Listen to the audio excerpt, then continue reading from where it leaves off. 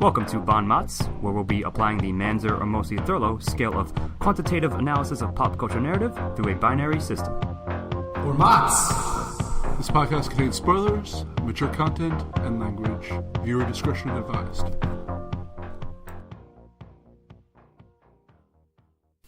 Hello and welcome to a very special Bon Mots. Today we are going to be reviewing all of the Best Picture noms for the 88th Academy Awards.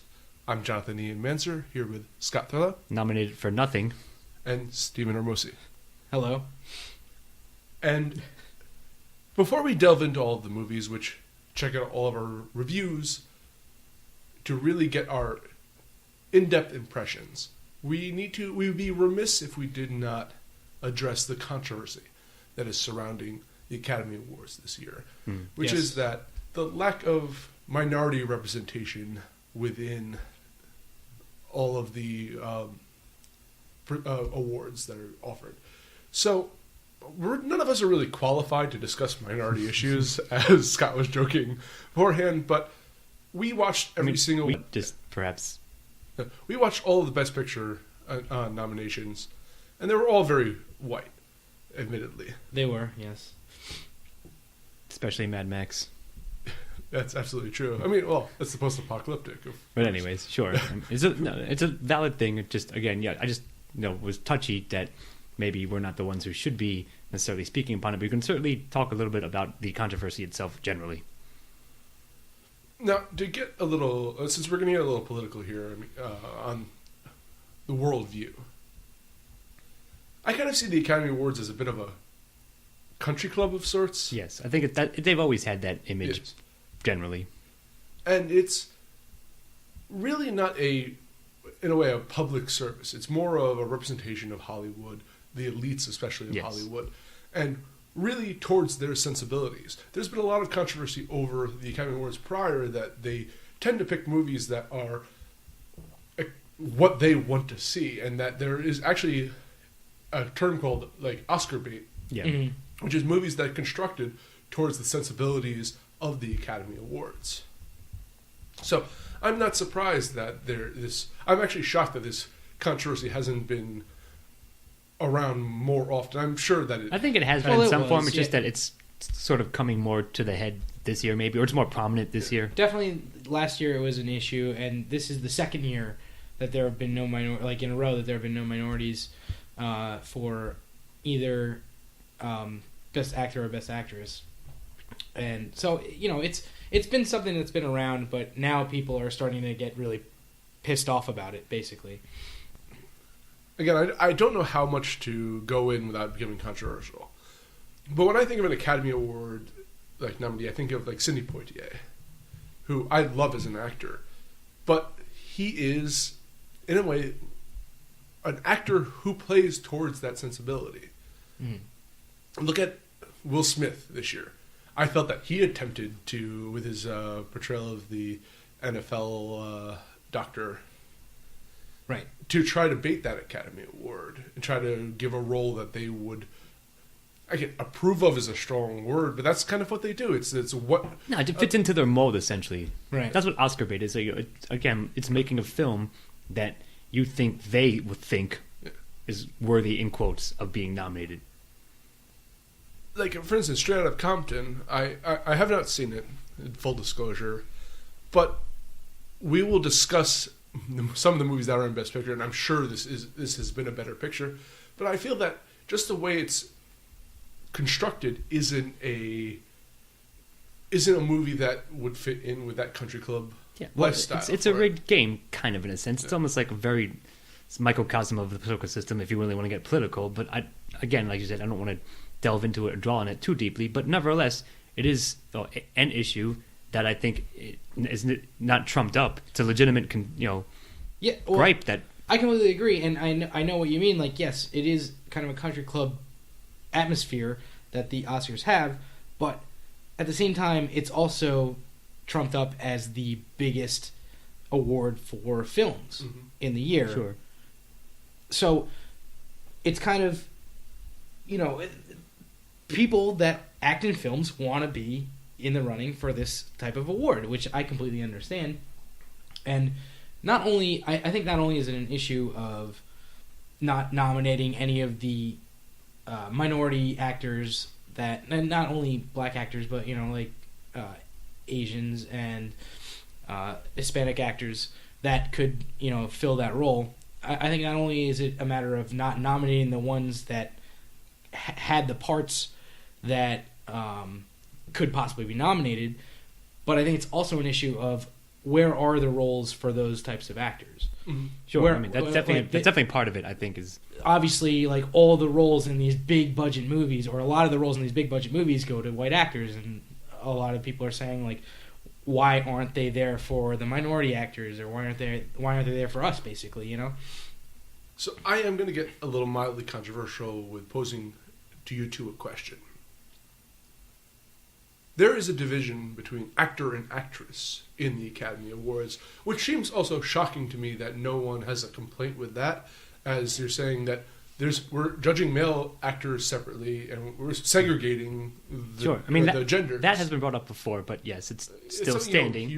Right. It's not as prominent, but it is a concern, a consideration within the awards. I think it's an interesting question, but I would say that the reason that actors don't complain about it is that they have twice as many chances to win an award if they do that, Well, the actual point I wanted to make off of that was, would it be condescending or a possible solution to create a separate Academy Award for best portrayal by a non-white actor? I see what you're getting at.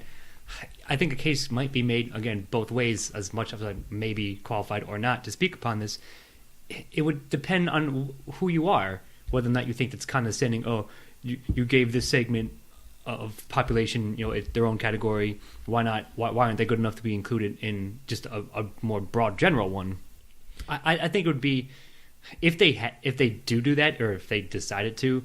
I don't think it would be received very well. No, I think it would be received terribly, and I don't agree with it. I think more than anything, they should probably just have a best actor and best supporting actor award over splitting it between best male actor and best female actor. I'll tie it into syntax error that we one of the episodes we did last season, that you had mentioned, Steve-O, something about including more women in games, essentially. Right. So it's sort of the same issue, but for minorities in films. I think it's a broader societal issue where those roles aren't just as offered, and why not? That we can delve into that, social, politically, etc. But I think it taps into something like that. Yeah, I mean, I think that's a big thing that's going on in film and TV right now. Well, even more, I think that to kind of break from the talk of film for a second, because I think this is actually the NFL actually has a really good version of this going on as well.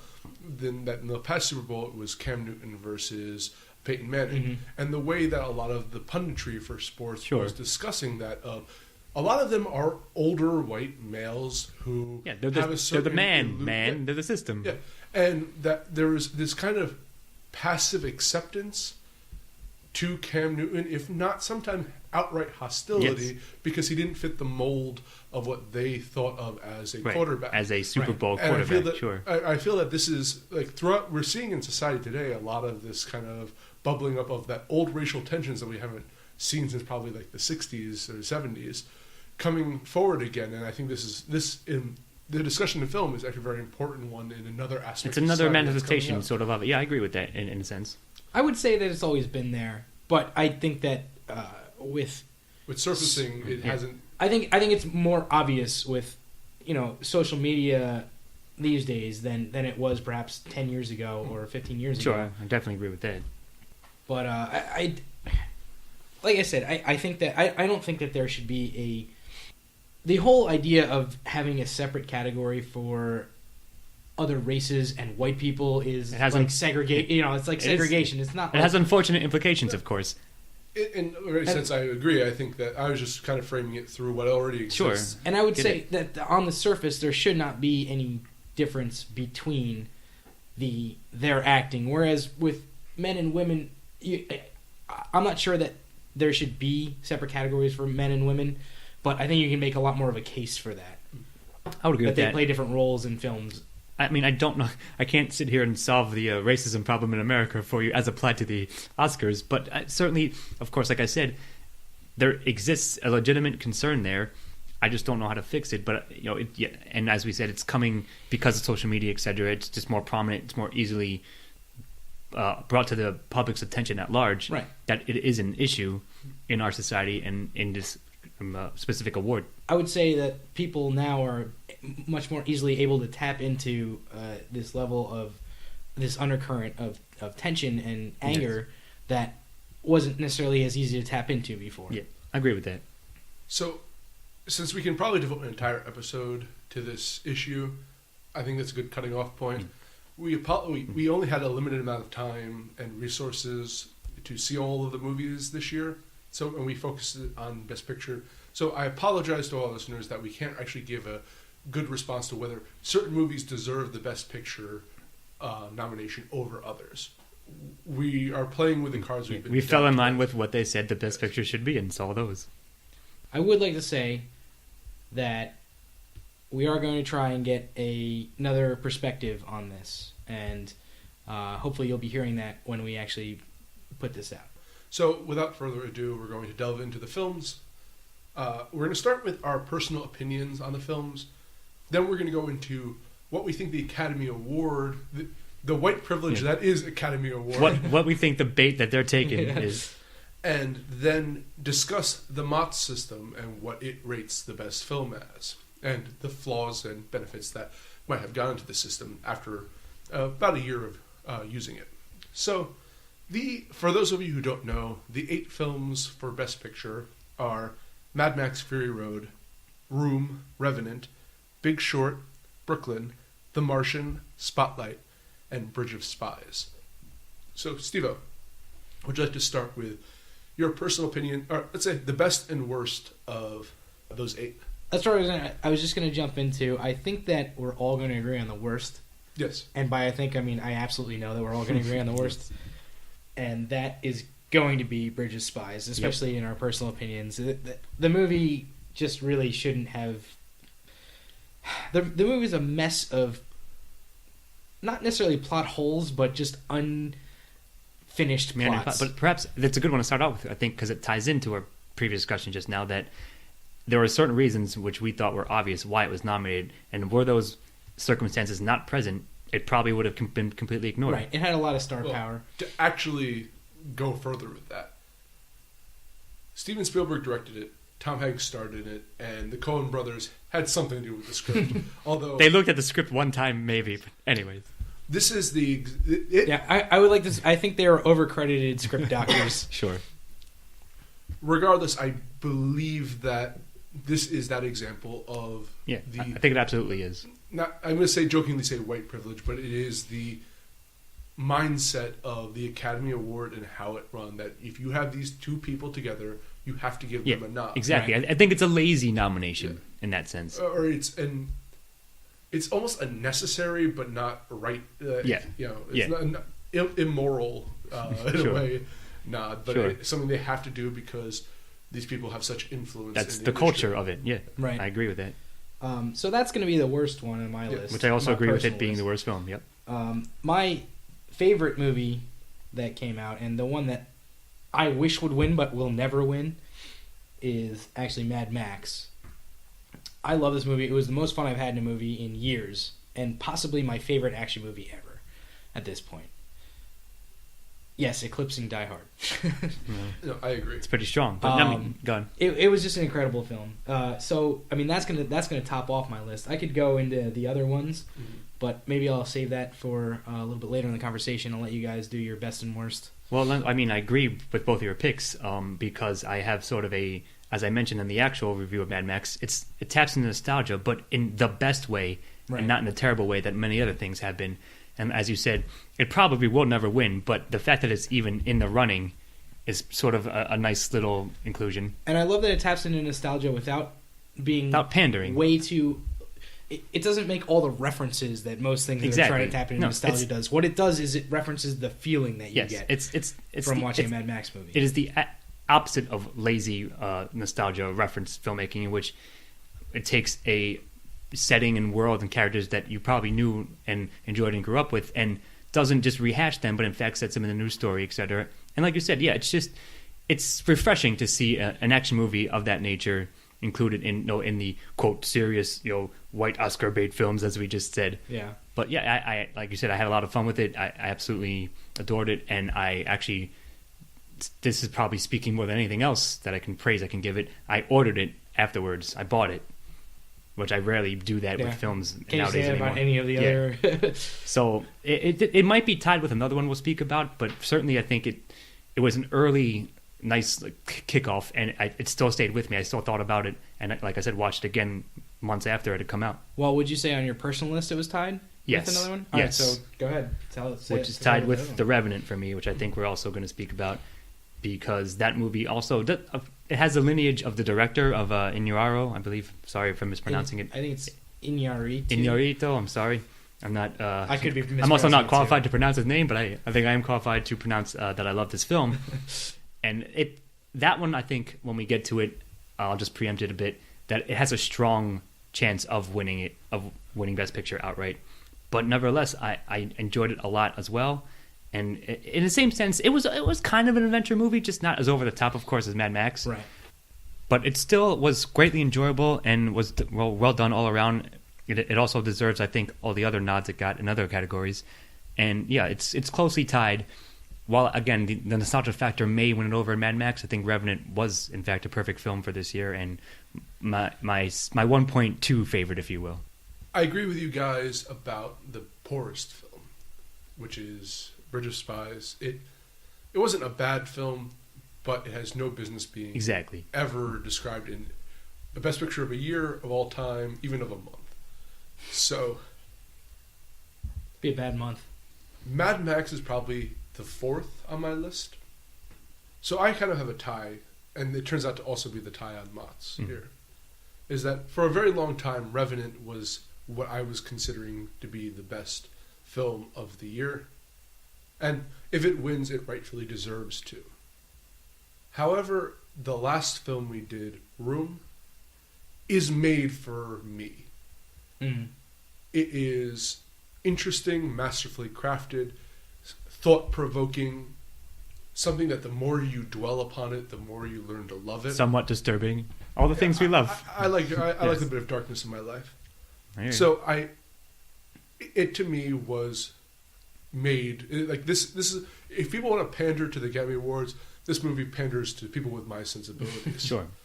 And I think of all of the movies, perhaps except for Spotlight and The Big Short are on one kind of level of trying to give you a message, but a heavy thematic message, I think none of the other movies touch upon what Room did. So, and I'm all about themes there, so I have to give it my number one pick. I somewhat agree, but I'll flip it a bit. If we're doing it in tiers, so Mad Max and Revenant would be very closely tied, then to me, Big Short and Spotlight would come underneath that, and then Room would also very, very closely follow that as a third. I would agree. I would say probably Big Short was my second pick, and then Room. So yeah, I think that Room feels that very heavy, but without being heavy-handed, void in there. And Spotlight is up there too, but perhaps a bit heavy-handed at certain points. How about this, if you guys like this description? Spotlight is more traditionally Oscar bait-ish, even though it was a good film, whereas Room was sort of surprisingly, like, again, not that I ever think it didn't deserve to be, but I was surprised at how much I enjoyed it, given for what it was going to be and how well it was done. Yeah. Well, Spotlight, I feel, was Spotlight and Bridge of Spies and Brooklyn are in a way the most traditional of the film, kind of structurally, and I don't know, just pacing wise.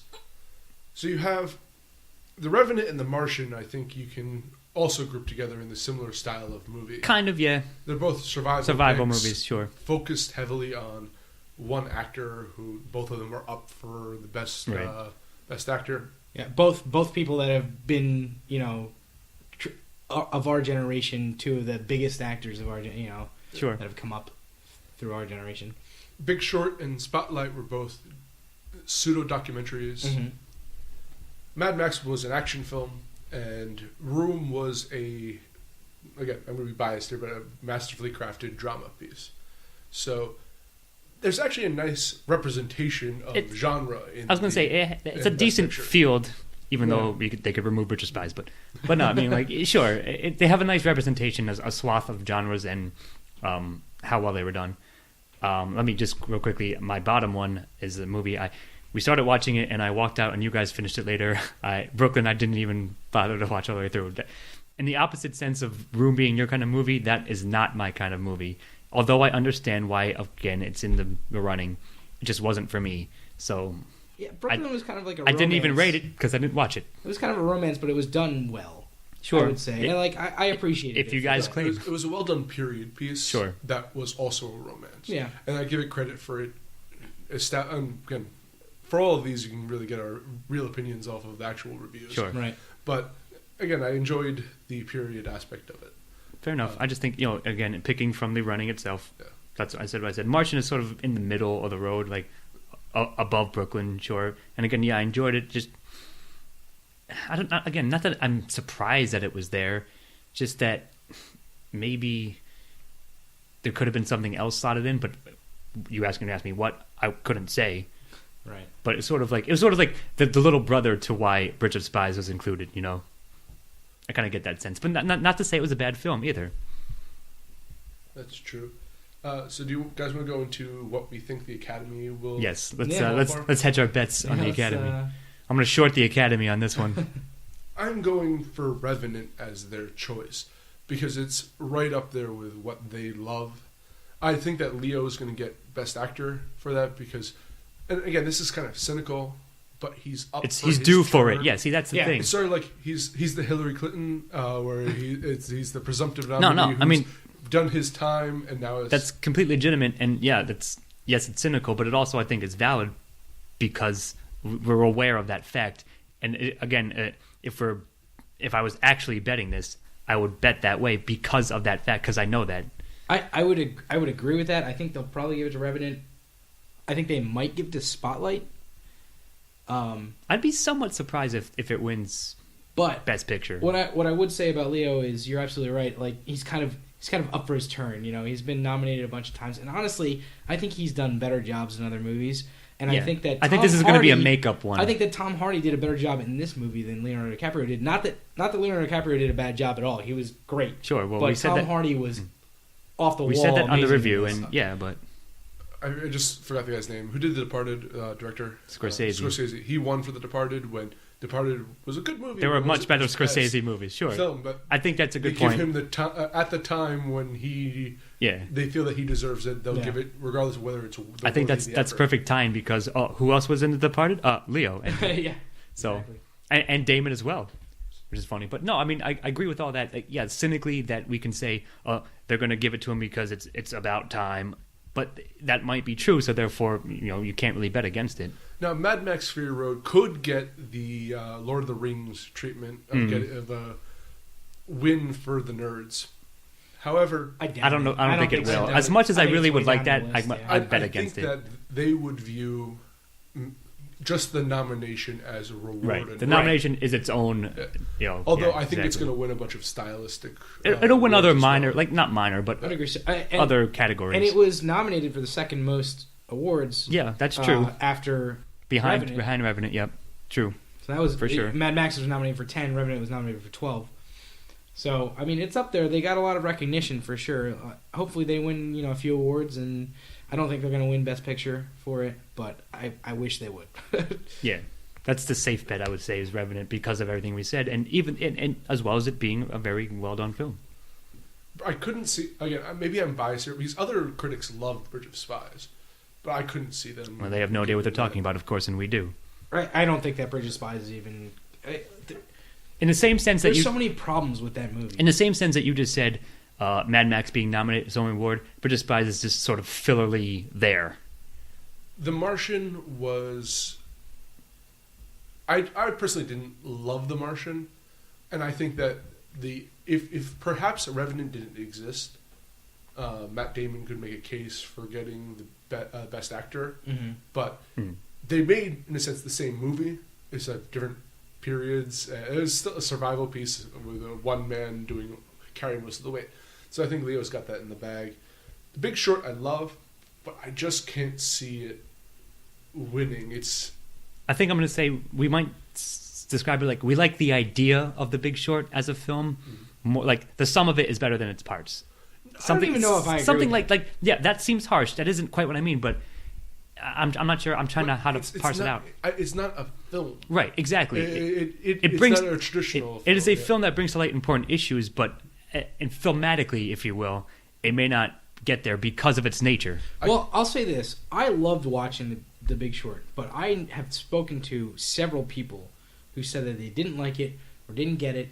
Well, they're too stupid. Exactly. Well, you're saying. No, I mean, no. It's not a film for everybody, and it's something that you have to go in wanting to learn more and being willing to accept it for the way that it is filmed, and that's why I resent the way that it is. Why I resent people who don't want to learn more. But I get it. I understand what you're saying. Again, I agree that it probably won't win. I hope it inspires more movies to pursue this style of documentary filmmaking. But I hope it inspires people to learn more, even though you just said dishearteningly that they don't want to. I kind of wish it went up for best documentary in a way, although I don't think it's not the traditional. It doesn't quite get there, but yeah, it's kind of walks a weird line. Before we move on, let me address that. I don't necessarily think that it's that people don't want to learn more about it. It's just that I think people went into this movie looking for something expecting different one thing, than what it was, and that's not what they got. And whatever. It's not the fault of the film, though. Yeah, but I guess I can't hold it against them for not liking it, or I can, but I won't. I can and will, but you won't. Sure. I can see The Room and Spotlight getting the best picture. They're my second. Outliers. They're my second choice. They're almost like coin flipped with if The Revenant somehow but bizarrely doesn't win, it's between those two for me. They're Kasich and Martin O'Malley in the race. Yeah. Brooklyn, I can't see it winning. I think again, very much like Mad Max, it's going to win other awards, but not Best Picture. Itself is reward enough for it. So yeah, that goes to Revenant. I think I can't see Revenant not getting chosen. Exactly, it's the heavy favorite, and I would definitely bet it because normally I would say, everyone, the herd is wrong, but in this case, I think they're pretty spot on. I would completely agree with that. I think Revenant's going to win. I would be surprised if something else won. If something else wins, I think it'll be Spotlight. That's just me, but I don't see really any of the other films beating Revenant. Top three: Revenant, heavy favorite, then Room, Spotlight, second tier, and if anything else than those three wins, then I would be very surprised. Yeah, that'll be way out of left field.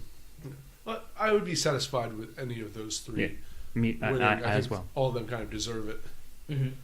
Well, Spotlight a little bit less so because I had my issues with it, but it again, both Room and Spotlight addressed an important issue and made a watchable film for it. I totally agree with that. I'm kind of hoping that Keaton wins. I think he's up for supporting actor. I believe he is. For Spotlight, and I'm a huge Michael Keaton fan back in the day. Yeah, but you hated Birdman.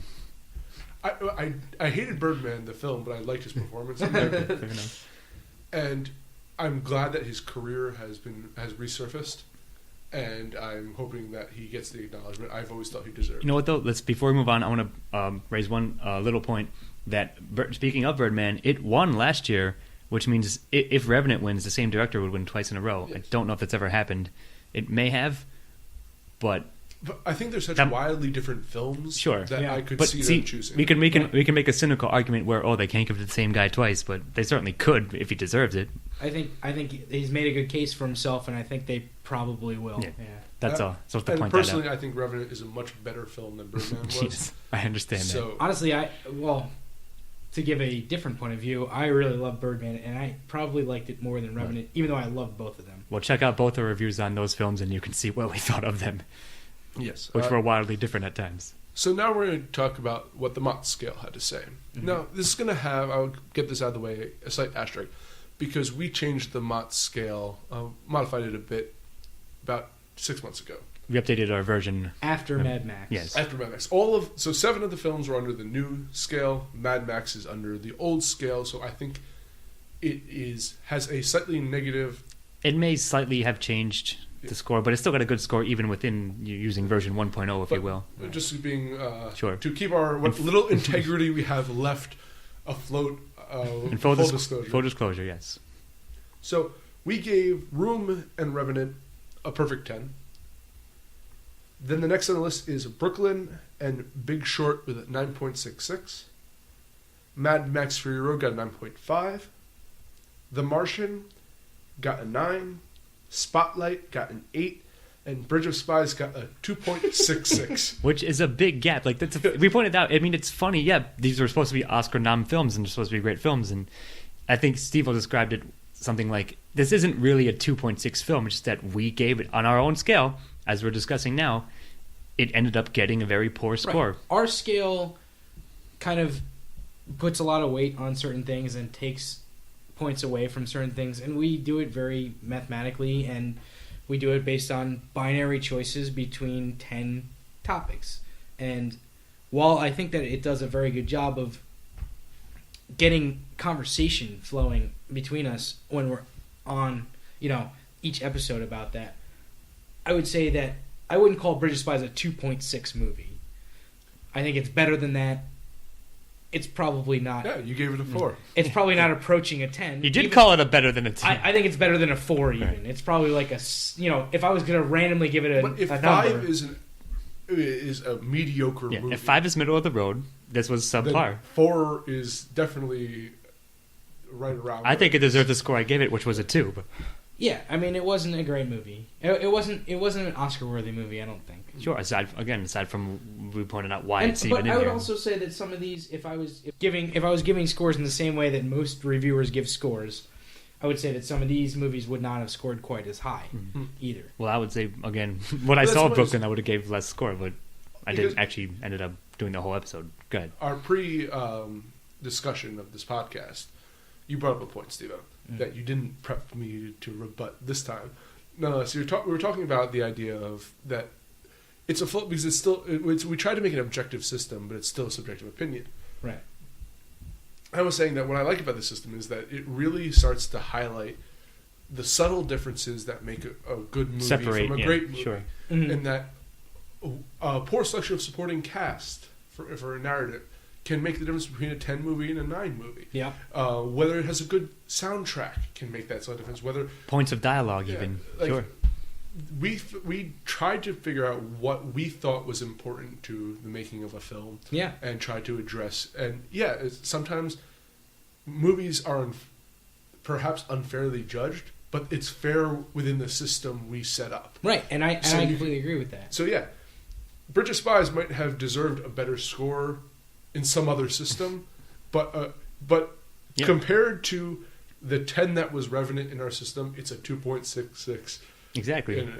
It got the score it deserved on the scale we devised. Yeah. So. And that's what I was going to say. What I like about our system is that it gives us 10 points of discussion every single time we talk about something, and we have we can go over those. We can try to convince each other of what we think, and you kind of go through a movie. And another thing that I really like about it is in our discussions when we have, most of the times it's the three of us, but when we have other people on, they kind of bring a different perspective. They may be able to convince us, or most of which are wrong, we may be able to convince them, bring them into the fold. Different, exactly, of kind of the way that we see the movie and our points about it, and that's what I like about having those conversations. Sure, of course, I was like the Orson Welles people. The right opinion about X thing is the opinion I'm about to say to you. Yeah. So a couple episodes ago, this is a good actually discussion we're having. A couple episodes ago was our 100th episode. So this is going to be like the 102nd or 3rd, something like that. And this is, again, this Academy Awards will be a referendum on the MOTS scale. Whether we're legitimate. Our 210 movies were Revenant and Room. So if our MOTS scale is correct, one of those two should win. Right. And we'll see if our narrative structure, way of analysis. technically we're the establishment as well. So I wish that the Oscars they would rank the movies, and somebody would have to get dead last, and we could see if it was Bridge of Spies. Yeah, that would be funny too. Yeah, perhaps instead of like splitting off categories, etc., for the controversy, they just have to rank them like, and the worst film of the year is. Oh, and you said we're establishment. No, we're independent media. So yes, but I put that in quotes. We're comprised of the establishment populace. We're about as independent as it gets. You don't have to put it in quotes. Sure. So, I'm excited to see who wins. I probably won't actually watch the Academy Awards, but I'll look it up afterwards. I haven't looked at the Vegas odds, but I would say if I'm making up odds right now, I would say Revenant something like a 3-1 favorite, Room and Spotlight 5 to 6 to 1. But oddly enough, Spotlight is our second to last. Yeah, I know, but I'm just cutting up the difference. Sure. On the MOTS scale, yes. Yeah. But I could see it winning, and that's another thing. We'll see. If Spotlight wins... That's why I'm trying to give you the odds right now. We might have to rethink this whole thing. Yeah, version 3.0. Not quite rethink it, but, maybe tune it like we did the first time. No, we're going to structure our entire thing on how Spotlight made its performance. We have to make Spotlight the perfect movie. It's our defining and then go from there. System. Right. Well, when version 1.3 comes out, we can say that. But no, I think it cuts up to something like that, which I think A, is reasonable, and B, we, our scores reflect that, and what we think the Oscars will parse out is also pretty closely in line, at least. So, I think I have anything else to say. Nope. Anything else? No. All right. Then watch the Academy Awards. Rate your own movies on the MOTS scale. And I am Jonathan Ian Manser, here with Stephen Ramosi. Have a good night. And Scott Thurlow. And I'll be sleeping on the red carpet, but not as part of the Oscars. Rolled up in it? Yes. Good night. Have a good night. This has been Bon Mots. Thank you for joining us. We'll see you next time. Music by Chris Morgan. Editing and engineering by Scott Thurlow. This has been a Los Angeles production. All rights reserved.